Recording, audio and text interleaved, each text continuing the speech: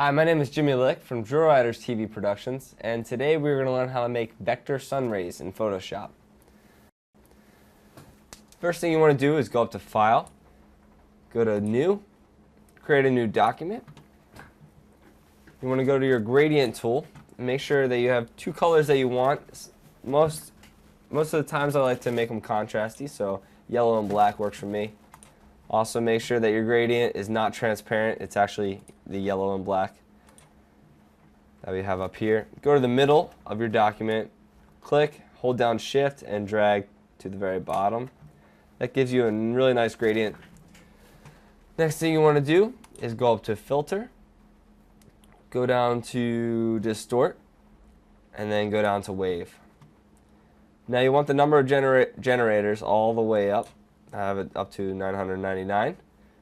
Your wavelength, you can see how I adjust that. You know, I like to have it maybe about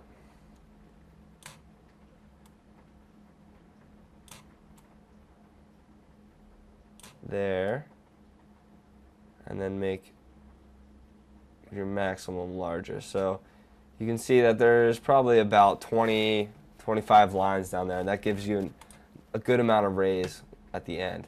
After you have that, looks pretty good. Go up to Filter again, go down to Distort, go down to Polar Coordinates.